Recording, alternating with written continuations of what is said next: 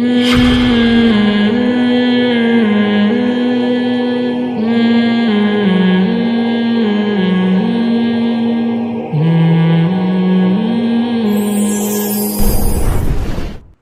کچھ ساتھیوں نے بتایا، پھر میں نے ویڈیوز بھی دیکھی کہ رشیا میں کوئی بہت بڑا ریسلر ہے خبیب نامی، اور جب بھی آپ کو پتہ ہے رشیا میں تو سارے ایتھیسٹ ہوتے ہیں عام طور پر، اللہ کے وجود ہی کے منکر ہیں، اور رشیا میں اسلام کا گلا اس قدر سختی کے ساتھ گھونٹا گیا ہے۔ میں تو سمرقند، بخارا ان علاقوں میں ہو کر آیا ہوں، خود دیکھا ہے، وہاں کے مقامی لوگوں سے ملاقاتیں ہوئیں کہ کس طرح سے اسلام کو یہاں کچلا گیا ہے۔ یعنی ایسا ہوتا تھا جب رشیا کا انقلاب آیا ہے نا روس میں، اور کمیونزم وہاں پہ پھیلایا گیا ہے، مذہب کا جڑ سے خاتمہ کیا گیا، تو یہ جو آج دنیا میں بڑے بڑے انسانی حقوق کے علمبردار بنے پھرتے ہیں، ان میں رشیا بھی ہے۔ تو انہوں نے بے پناہ ظلم کیا ہے وہاں کے مقامی لوگوں نے بتایا کہ ہمارے باپ دادا پہ کیا گزری ہے۔ یعنی کسی کی زبان سے اللہ کا لفظ نکل گیا، ماشاء اللہ کا لفظ نکل گیا، کسی کے گھر سے قرآن نکل گیا تو اسے قتل کر دیا جاتا تھا، اس کے پاس دوسرا کوئی آپشن نہیں تھا۔ تو لوگوں نے ایسے وہاں قرآن کو زندہ رکھا اور ایمان کو زندہ رکھا کہ گھروں میں تہخانے بنا کے لیبل لگاتے تھے شراب خانوں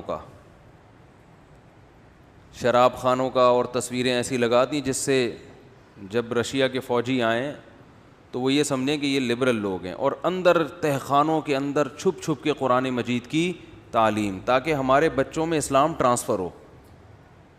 ایمان کتنی بڑی نعمت ہے، دیکھو یار، جن کو قدر تھی انہوں نے اپنا ایمان بچا کے دکھایا۔ اور آج ہمارے ہاں والدین کو فکر ہی نہیں ہوتی کہ بچہ ایتھیزم کی طرف جا رہا ہے، ایمان میں بس پڑھائے، کمائے اور بڑا آدمی بنے دنیا میں۔ تو میں جب ازبکستان میں تھا، وہاں ایک آدمی کی کارگزاری سن کے میں اپنی آنکھوں پہ ضبط نہیں کر سکا۔ اس نے بتایا کہ میری دادی کا جب انتقال ہوا نا تو وہ کلمہ پڑھتے ہوئے جا رہی تھی اور کہہ رہی تھی، اے اللہ تو گواہ رہنا، میں ایمان پر مر رہی ہوں۔ میں نے اب تک 90 سال کی عمر میں اس کی دادی کا انتقال ہوا، اب تک اپنے ایمان کو میں نے بچا کے رکھا ہے، میں گواہی دے کے جا رہی ہوں، تو بھی گواہ رہنا اس پر، مجھے ان لوگوں میں شمار نہ کرنا۔ تو کیسے اس نے 90 سال تک اپنے ایمان کو اس ماحول میں بچایا ہوگا، آپ اندازہ لگاؤ کیسے بچایا ہوگا۔ تو وہاں جو علماء تھے تہخانوں کے اندر چھپ چھپ کے قرآن کی تعلیم، یعنی کوئی بھی اسلامی شعار یا علامت ان کو نظر آتی نا، رشین کو داڑھی تو بہت دور کی چیز، کوئی بھی علامت ماشاء اللہ، اللہ اکبر، یا اس طرح کا، بچوں سے پوچھتے تھے، انکوائری کرتے تھے تمہارے والدین تمہیں کیا سکھاتے ہیں۔ تو جن والدین نے اپنے بچوں میں ایمان کو منتقل کیا، مذہب پہ قائم رکھا، وہ اپنے بچوں کو سکھاتے تھے کہ باہر یہ کہنا ہے، گھر میں اس طرح رہنا ہے۔ تہخانوں کے اندر قرآن کو پڑھایا گیا، تو ایسے ان لوگوں نے اپنے ایمان کی حفاظت کی ہے۔ تو رشیا کا جو مشہور ریسلر خبیب، سنتا تھا میں اس کے بارے میں کہ لڑکے بتاتے تھے کہ ریسلنگ سے پہلے الحمدللہ، میں ریسلنگ دیکھتا اس لیے نہیں ہے کہ چڑیاں پہن کے، ظاہر ہے وہ تو سطر میں داخل ہے نا، اب جتنی اللہ نے اس بیچارے کو سمجھ، مجھے نہیں پتہ یہ چڈی پہن کے لڑتا تھا یا پورے پراپر ڈریس ہوتا تھا، واللہ عالم۔ لیکن ایک بات بڑی خاندانی کہ اس کنٹری میں اللہ کا نام لینا، کلمہ شہادت پڑھنا، الحمدللہ کہنا، یہ جو اسلام کے شعار ہیں،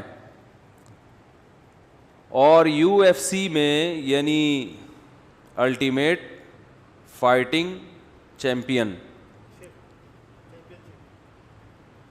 شپ نا، الٹیمیٹ فائٹنگ، یہ بہت بڑے ماہر آدمی ہیں، ان کا خبیب بھائی سے بڑے پرانے تعلقات ہیں، ان کو دیکھ لیں آپ، خبیب بھائی سے نا ان کی بہت پرانی الیکس سلام دعا ہے۔ تو الٹیمیٹ فائٹنگ چیمپئن شپ، تو اس میں 29 مقابلے جیتنا، 29، یہ میرا خیال ہے ورلڈ ریکارڈ ہے جو ہم نے سنا ہے کہ دنیا میں اب تک کوئی ایسا چیمپئن گزرا نہیں ہے, اتنا بڑا چیمپئن کہ 29 مقابلے لگاتار جیتے ہوں اور پھر اپنی ماں کے کہنے پہ چھوڑ دیا. دیکھو جب آپ بھی ترقی کی عروج پر ہوتا ہے پھر دنیا چھوڑ دیتا ہے, کھیل نہیں چھوڑتا. کھیل تو جب چھوڑا جاتا ہے جب آپ کو پتا ہوتا ہے کہ اب میرا زوال شروع ہے. 29 میچز جیتنے کے بعد صرف ماں کے کہنے پر چھوڑ دینا, اس لیے کہ ہر میچ میں اس کے والد اس کے ساتھ ہوتے تھے جنہوں نے اس کو یہ سکھایا. تو والد کا انتقال ہو گیا کرونا سے, تو والدہ نے کہا کہ اب باپ کے بغیر تمہیں رنگ میں اترنے کی اجازت نہیں ہے. اس نے اعلان کر دیا میری ماں نے منع کیا ہے. بتاؤ دنیا میں کوئی ایسا ماں کی اطاعت کرنے والا مارکیٹ میں نظر آئے گا آپ کو؟ ہیں, لیکن آپ کو یہ مسلمانوں میں نظر آئیں گے. یہ اسلام کی خوبی ہے. سعودی عرب میں کیس ہوا تھا کہ دو بیٹوں نے ایک دوسرے کے خلاف کیس کیا. کیس تھا ماں کے خلاف, کیس یعنی ایک دوسرے کے خلاف کیس کیا ماں کے بارے میں. یہاں عام طور پر کیسز کیا ہوتے ہیں؟ ماں کی وراثت مجھے ملے گی, وہ کہہ رہا ہے مجھے ملے گی. یہ ہوتا ہے نا, ماں کا خرچہ یہ اٹھائے گا, وہ کہہ رہا ہے نہیں اس کے ذمے. وہاں کیس یہ تھا کہ وہ ایک کہہ رہا تھا ماں میرے ساتھ رہے گی, دوسرا کہتا تھا ماں میرے ساتھ رہے گی. دونوں بھائیوں میں خونی لڑائی ہو رہی تھی. کہہ رہا تیرے باپ میں دم ہے تو اس کو لے جا کے دکھا یہاں سے. تو جس وقت یہ خبریں نشر ہوئی تھیں نا, یہ 20-22 سال پرانا واقعہ ہے. اس وقت بھی میں بیان تو کرتا تھا, اس وقت تو میں نے وہ پورے اس کے حوالے دیے تھے کہ یہ BBC کی نیوز تھی یا کسی اور چینل کی, مجھے یاد نہیں ہے. ہمیں آم کھانے سے مطلب ہوتا ہے, پیڑ گننے سے نہیں. تو بڑی مشہور ہوئی تھی یہ خبر کہ دو بیٹوں کا عدالت میں کیس ہوا ہے کہ ماں میرے پاس رہے گی, دوسرا کہتا تھا ماں میرے پاس. تو پھر عدالت نے 6 مہینے میں ماں کو ڈیوائڈ کیا, 6 مہینے تمہارے پاس, 6 مہینے تمہارے پاس. تو دیکھو مسلمانوں کا نا اسلام کا بڑا خراب امیج دنیا کو دکھایا جاتا ہے. یہ عورتوں پہ تیزاب پھینکتے ہیں.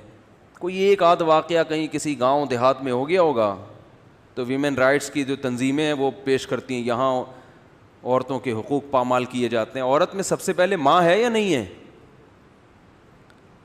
عورت میں سب سے پہلے کس کا حق ہے؟ جس نے تمہیں جنا ہے. اس کے حقوق کی کبھی بات کرتے ہوئے دیکھا آپ نے ان لوگوں کو؟ بولو نا بھائی, سال میں ایک دفعہ وہ مدر ڈے, بس اس کے حقوق کی بات ہی نہیں ہے. کوئی لا ہی نہیں ہے اس بارے میں, قانون ہی نہیں ہے. کیونکہ لوگ نہیں پالتے ماؤں کو, تو گورنمنٹ نے, حکومتوں نے اولڈ ہوم بنائے ہوئے ہیں کہ یہاں لے آؤ, سڑک پہ مت پھینکو. یار تم اسے تہذیب کہتے ہو, اسے حقوق کہتے ہو؟ تو اللہ کی قسم اسلام کے علاوہ دنیا کے میں کسی کے پاس وہ حقوق نہیں ہے جو کس کے پاس ہیں؟ اسلام کے پاس ہیں. تو کتنی بڑی بات ہے یار اپنی ماں کے کہنے پر کہ بھائی باپ کے بغیر رنگ میں نہیں جانا ہے, تم نے چھوڑ دیا, اماں خوش ہو جائیں. تو میں ساتھیوں سے کہہ رہا تھا دیکھو اس نے دنیا کے مقابلے جیتے, ماں کی خدمت کا جو مقابلہ ہے نا یہ بھی اس نے جیت لیا. اور وہ جو اس ریسلنگ اس نے 29 دفعہ جیتی ہے اس پہ آخرت میں پتہ نہیں اجر ملے نہ ملے, لیکن یہ جو ریسلنگ اس نے جیتی ہے نا, ماں کی خدمت کا مقابلہ, دنیا میں جب اللہ اجر کے لیے بلائے گا نا کہ کون کون ہے جس نے اپنی ماں کا خیال رکھا ہے, تو اس میں بھی تو ایک مقابلہ ہوگا نا. کوئی آئے گا میں نے یہ کیا, کوئی کہے گا میں نے اماں کو حج کرایا. تو یہ مقابلہ بھی خبیب اس میں بھی آگے نکل جائے گا. اے اللہ میں نے اپنی ماں کے کہنے پر اپنے عروج کے زمانے میں ریسلنگ کو چھوڑ دی. تو جیسے ہی مجھے وہ بتایا نا کہ ساتھیوں نے کہ اس نے ریسلنگ, تو مجھے وہ رسول اللہ صلی اللہ علیہ وسلم کا واقعہ یاد آ گیا. بعض چیزیں ایسی ہوتی ہیں کبھی بیان میں ذہن میں نہیں آتی, لیکن جب کوئی واقعہ آتا ہے تو ایک دم. آپ صلی اللہ علیہ وسلم نے بھی مقابلہ کیا ہے, پہلوانی کی ہے, ریسلنگ کی ہے.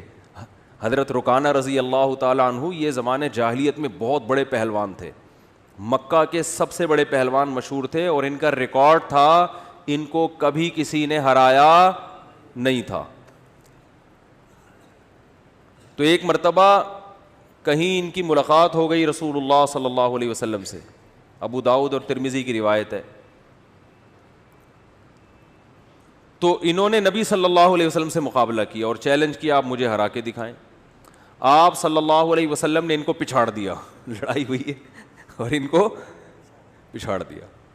تو جب پہلی دفعہ پچھاڑا نا تو حضرت رکانہ اس وقت تو اسلام نہیں تھے، ان کو بڑا تعجب ہوا. انہوں نے کہا مجھے کسی نے آج تک زمین پہ چت نہیں کیا.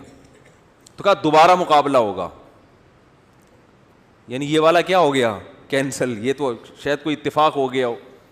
دوبارہ آپ صلی اللہ علیہ وسلم نے ان سے کشتی لڑی ہے، دوبارہ ان کو پچھاڑ دیا. انہوں نے کہا یہ والا بھی کینسل، دوبارہ عد یا محمد صلی اللہ علیہ وسلم، میں محمد دوبارہ. اور یہ قریشی تھے، بنو ہاشم کے تھے، نبی صلی اللہ علیہ وسلم سے ان کا نسب بھی ملتا ہے. قریشی ویسے ہی بڑے بہادر ہوا کرتے تھے، بڑے صحت مند ہوتے تھے. تو آپ صلی اللہ علیہ وسلم نے تیسری دفعہ بھی ان کو پچھاڑ دیا. پھر یہ فتح مکہ کے دن مسلمان ہوئے تھے، مسلمان بعد میں ہوئے. تو میں یہ سوچ رہا تھا دیکھو آج اسلام کا کیا امیج دنیا کے سامنے ہے نا، جو بیچارہ بالکل ہی کوئی سوچ سکتا ہے کوئی مولوی کسی کو پچھاڑے یا پہلوانی کرے یا لڑے. خام میں لڑنا تو اچھا کام نہیں ہے. علماء کا تصور، دینداروں کا تصور کیا ہے؟ کہیں پھڈا ہو جائے تو پٹیں طبیعت سے، یہ بہت نیک آدمی ہے. یہی ہے کہ نہیں ہے؟ اخلاق اتنے اچھے ہوں کہ کوئی بھی کچھ بھی کر کے چلا جائے ان کے ساتھ، ان کو غصہ نہ آئے. ہمارے نبی صلی اللہ علیہ وسلم نے پہلوانی بھی کی ہے. تو کوئی مفتی اگر تیراکی کر لیتا ہے، یہ تو پہلوانی سے کم درجے کا کام ہے نا. پہلوانی میں تو پٹخا جاتا ہے بھائی ٹھیک ہے.